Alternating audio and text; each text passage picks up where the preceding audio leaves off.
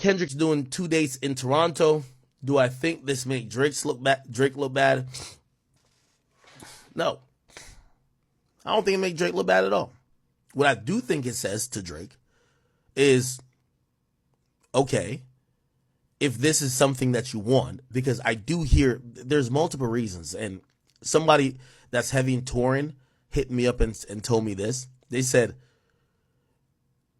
it's more work that Drake does 4 or 5 nights at the Garden instead of 1 night or 2 nights at Yankee Stadium, but he gets paid more.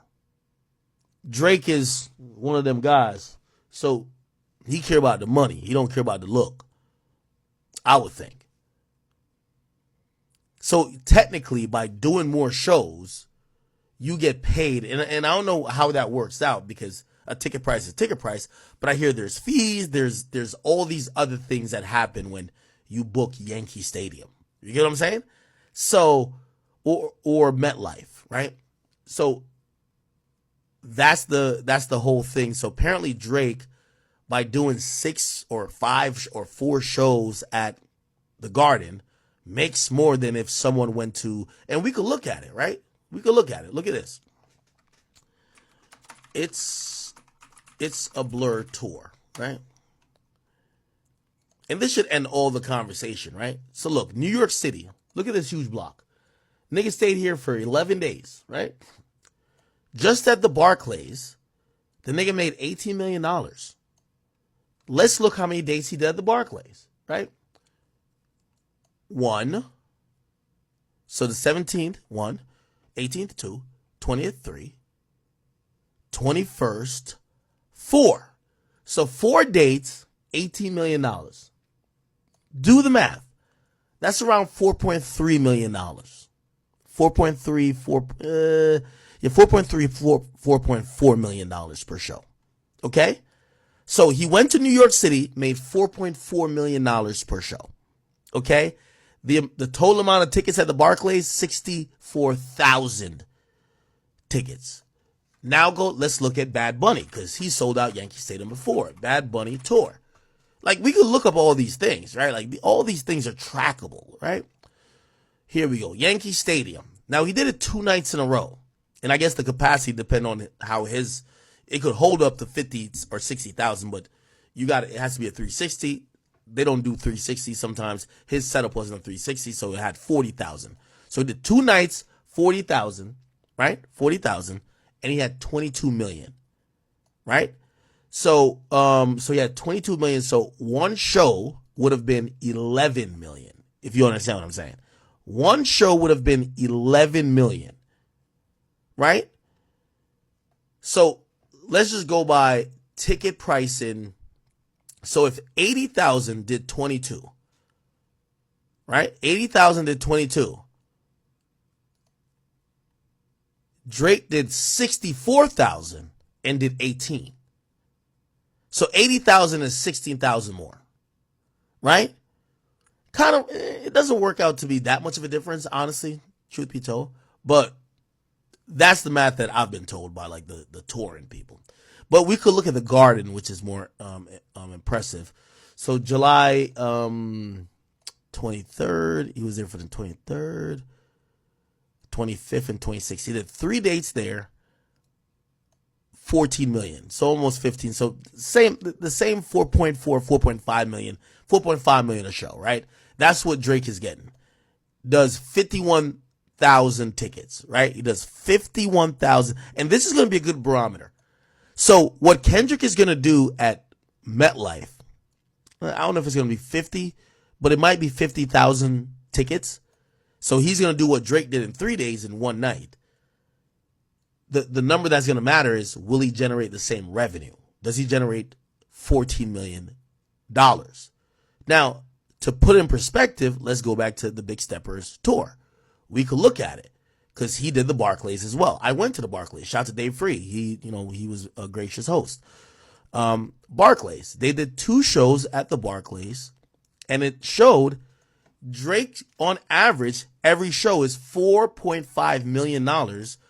For Kendrick, he did 2 shows for 3.6. So every one of his shows is $1.8 million. It's about ticket pricing, right? So he's grossing $1.8 million per show. Drake is grossing $4.5 million per show. Like, that's like night and day.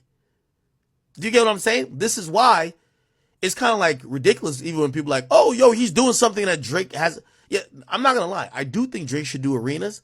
I think the only reason I think Drake hasn't done arenas, Drake's show is an arena show. Respectfully. And I love Drake's show. It's an arena show. You got to do, if y'all have any of y'all been to I went to Burna Boy's show in MetLife. No, not MetLife. It was Citi Field. That shit was, it was like a circus. People like Beyonce and that have huge production and dancers and this and that. Because you got to imagine, it's 50,000 people usually, right? Or 40,000 at least. That's going to be watching this, right? So again, you know, and here's how the math works, right? Kendrick does 1.8 million per show. Drake does 4.5 million per show. I'm pretty sure SZA does about 1.8 as well. You add SZA and Kendrick, and it gets to be closer to Drake. Still not even Drake's level, but it gets closer to Drake. And that alone, the mere fact that they're doing an arena, not arena, I mean stadium, and both of them, we're going off data. Both SZA and Kendrick combined don't sell as much ticket or gross more than Drake per show. And they're doing a stadium.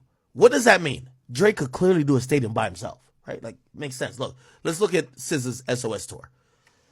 SOS tour, right? Like, this is very easy, you know? Okay. Are we going to see? Okay, cool. New York City. She did Madison Square Garden, which I don't know what orientation this was, but this is 13,000 each, right? So two dates, 26,000. One date would be 13,000. Okay. And, so when you do that, so her per show is 2.3. So you know what actually this says? And I know Kendrick fans going to be upset at this. Now, granted, I'm not trying to disrespect him at all. I'm really being fair. He's the hottest he's ever been now. So he probably is still above SZA. But going into this, before his battle or Not Like Us, SZA is a higher grossing tour artist than Kendrick. Kendrick, we just looked at it. We divide this by 2, or wait, he didn't go to the Garden? That's kind of weird. Whatever. Anyway, so Kendrick is 1.3 million a show in gross, right? SZA is, divide this by 2, let's say 2.4. So 1.3, 2.4, do the math, that's 3.7. Drake is 4.5, right? It makes sense to y'all now? Like, you know, and it's not only, I'm not just trying to make a Drake point. I'm trying to tell y'all, everybody on this list could do a fucking stadium. Like, I think Kendrick is really good at PR. I know his team. I work with them. I've worked with them before. So Drake has the highest ticket price out of everybody here, right? Let's look at Travis Scott. Travis Scott already does stadiums, right? Travis Scott Maximus, it was something like that, tour. Let's look at his numbers, right? So Drake is averaging $4.5 million. Kendrick is $1.2 million per show. And then SZA was averaging $2.4 million per show, right? So by the way, SZA is twice in terms, and by the way, you gotta imagine all them bitches that be like, what's the name of that song? And let me not say bitches, but what's the name of that song? SOS or whatever. Snooze. Like, they're down to pay more for SZA than Kendrick. It is what it is.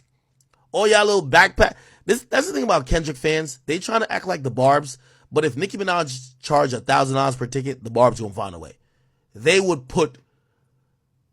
sell their mama. just to get that money. Kendrick really don't charge a lot, okay?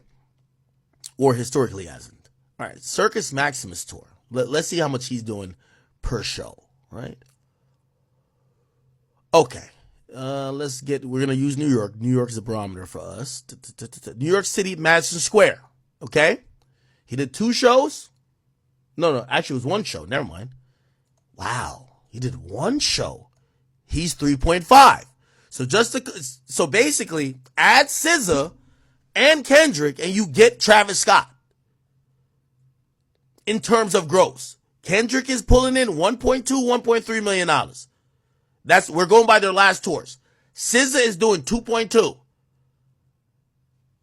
Travis, $3.5 million. Okay, so he pulled 3.5 mil here. And then, this can't be right with TD Garden because he definitely